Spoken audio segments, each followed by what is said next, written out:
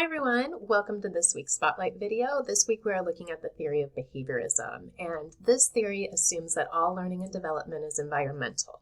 So children are born blank slates, and we as adults help form, shape, and condition them. One of the first concepts within this theory is classical conditioning, and this is really established through Pavlov's work. The idea is you have a stimulus that causes a response. So let's pretend that going to your job causes you anxiety. It's a very stressful space. Now we're going to start pairing that with a neutral stimulus, like the clothes you wear there, or if you have a uniform that you have to wear to a job. So let's say you always have to wear the same uniform to work. Okay, those clothes shouldn't naturally cause any type of reaction, but now with the continuous pairing, that neutral stimulus, the clothes, becomes conditioned, and it will cause the response. So even when you aren't scheduled to work, even looking at your uniform gives you an uneasy feeling. I found this with the outfit I wore when I defended my dissertation. It was successful, but it was stressful. Every time I look at that, I'm like, can't put it on. Brings back too many memories. Now, is this permanent? So no. If anything can be learned, behaviorism suggests it can also be unlearned, or that cycle can be broken, and that's called extinction. And so perhaps maybe with your job, maybe the job improves. So therefore, wearing that uniform there, you don't have those associations, and so it becomes weakened over time. Or maybe you start wearing your uniform to really fun spaces. So you start to associate it with different feelings in different contexts, okay? And therefore, you would be able to break that cycle. And this is, as I said, based on Pavlov's work, right? Where he had the food and the salivation and then pairing it with a tuning fork to establish some research behind this concept. So how does this come out in everyday life? Well, as you can see, I have the emoji over here with the food around it.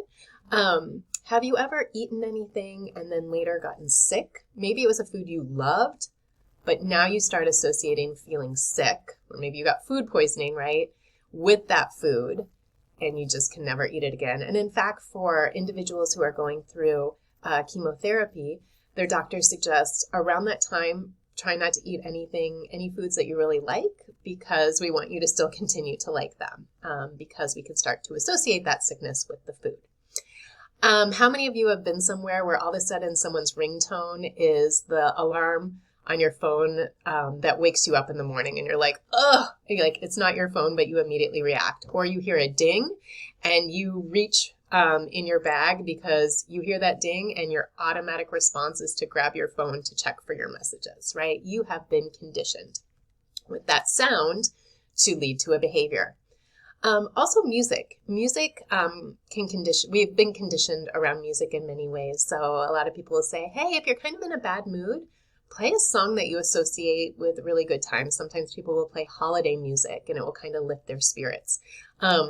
The reverse can happen too. Maybe if you have songs that you associate with lower points in your life. I remember there was a song I played on repeat in 8th grade when a boy broke up with me. And I heard it like 20 years later when I was driving in the car. And immediately I didn't even realize it, but my mood just dipped, right? Because I associated that song with heartbreak. But it's okay. It was 8th grade. I got over it. So those are ways it could come out in everyday life. But what about this in school? So as you can see the kids with the tennis shoes over here, if kids associate fun with physical education, then maybe when it's like, oh, they go to grab their shoes, immediately kind of there is a boost in their mood or their interest for what's going on. Test anxiety, okay? So if you've had situations in the past where this has caused you a lot of stress, or maybe you have failed, have not done well, even hearing that a test is coming up or you sit down to take it, it might immediately give you that emotional response. The same we see with kind of families' relationships with schools too. So if families have learned over the years, if individual parents or caregivers have had negative experiences in a school setting or have felt failure or have felt disrespect, the minute they walk back into a school setting, they can become flooded with those emotions again. And then again, you have to work really hard to kind of break that cycle through extinction and repairing their relationship with the school. The opposite can be true too. I find that, a lot of people are highly engaged. Well, they had really positive experiences in schools. So by stepping into a school, they get, this surge of positive energy. So there are other ways that behaviors become automatic too. And I see this even with a lot of my students and even how they respond to prompts. So the other day I had a quiz for my undergrad students, and the question was, why is poverty such an influential form of adversity? And I started reading through responses. And the first one was, poverty is an influential form of adversity because, and I finished it. And the next person, poverty is an influential form of adversity because living in poverty. The next one, poverty is an influential form of adversity because, and it just showed, I didn't say you need to read this question and then restate it in their answer, but that habit had been formed in school early on. You see a question, you start your answer by restating that question, right? And that is something that is called contiguous conditioning, and the habits in which we condition kids early on in school. If you think about how we condition kids to raise their hands, it becomes automatic. When the Pledge of Allegiance, when we start saying it, kids automatically stand up and face the flag. Whenever kids are given a sheet of paper, teens are given a sheet of paper or go to type something, like they automatically put their name and the date in the upper corner. Bells, right?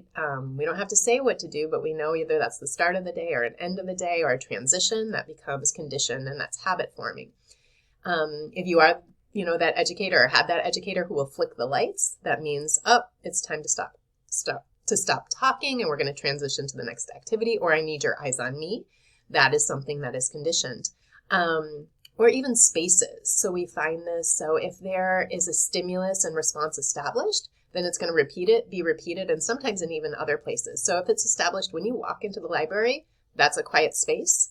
Kids will likely continue to do that, and maybe even generalize it to, now we do the same when we walk in the hallway, or it's the same when you walk into the classroom in the morning or when class begins. And so that is a way in which kind of a branch of classical conditioning comes out in Guthrie's contiguous conditioning and habits. It isn't interesting in seeing how many of those then trickle over into the college setting with me, and how extinction can occur as well in breaking that association, because it's that gradual weakening of elimination over time. But I have so many students will be in a college classroom, and then somebody will kind of subtly come over to me and they'll be like, can I go to the bathroom? And I'm like, yes, we are adults here. You can leave the room and go to the bathroom. But they've been so conditioned to ask permission to leave the room to go to the bathroom that even carries over into newer contexts. But over time, they learn, this is a new context. Here is the expectation. I can just leave the room. The same with raising hands. So often I'm like, you can just call out. You can just talk. It's okay. But that has been such a habit for pre-K through 12th grade that it carries over. And eventually, we break that association in this new setting.